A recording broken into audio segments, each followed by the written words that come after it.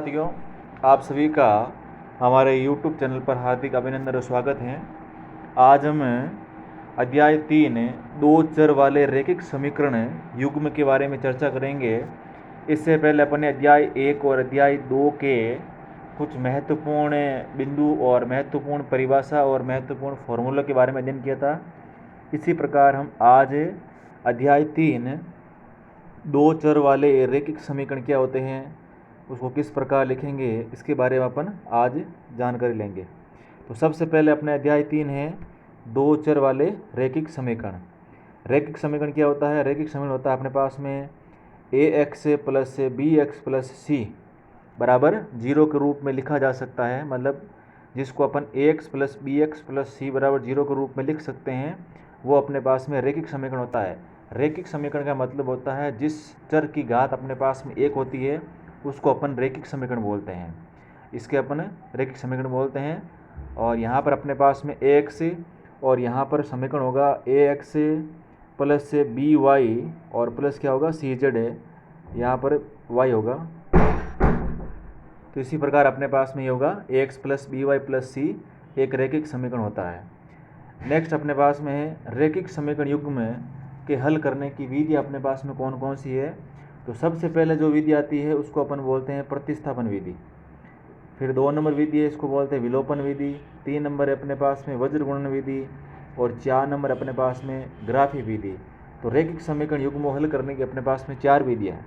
पहली है प्रतिस्थापन विधि, दूसरी है विलोपन विधि, तीसरी है वज्र गुणन विधि और चौथी अपने पास में है ग्राफी विधि।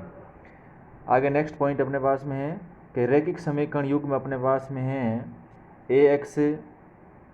a1x plus b1y plus c1, ये रैखिक समीकरण का पहला समीकरण है। और इसी प्रकार दूसरा समीकरण मान लिया अपन ने a2x plus b2y plus c2, दो समीकरण अपने पास में है। और एक रैखिक समीकरण युग्म को प्रदर्शित करने के लिए अपने पास में कुछ कंडीशन है। भाई यहाँ पर कौन सा रैखिक समीकरण है, किस कंडीशन को फॉलो करेगा। तो सबसे पहली कंडीशन अपने पास में है कि a1 बटा a2 not equal to b1 बटा b2 हो अपने पास में। कि पहली कंडीशन है कि a1 बटा a2 not equal to b1 बटा b2 कंडीशन है। इस स्थिति में जो रैखिक समीकरण का युग्म है वो क्या होता है अपने पास में संगत होता है। और ये रेखाएं एक बिंदु पर क्या करेगी, प्रतिच्छेद करती है तथा दोनों समीकरणों का जो हल होगा वो अपने पास में क्या होगा, अद्वितीय होगा।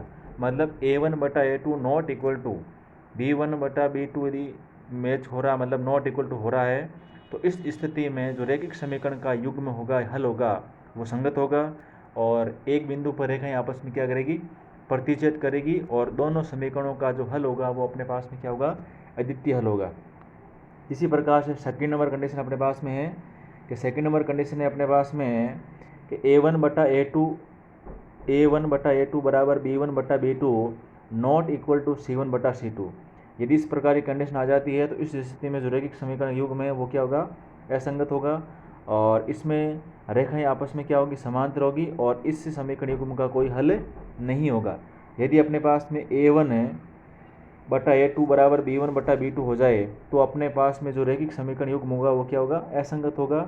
और इस स्थिति के अंदर जो रैखिक समीकरण युग्म है उसका अपने पास में कोई हल मौजूद नहीं होगा।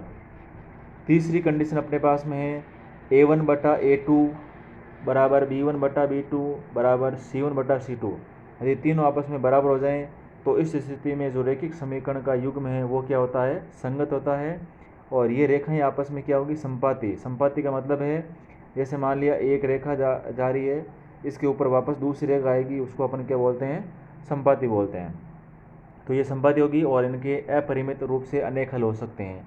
तो रेखाएं आपस में यदि संपाती होती है तो इसके अपने पास में हल है वो कितने हो सकते हैं, अपरिमित रूप से अनेक हल अपने पास में हो सकते हैं। तो ये कुछ अध्याय 3 के अपने पास में महत्वपूर्ण पॉइंट है जिसका अपन ने आज अध्ययन किया है। और इस प्रकार के आगे आने वाले वीडियो के लिए आप हमारे चैनल को सब्सक्राइब कर सकते हैं, वीडियो को लाइक कर सकते हैं और आगे वीडियो को अपने दोस्तों तक शेयर कर सकते हैं। तो इसी के साथ धन्यवाद, थैंक यू।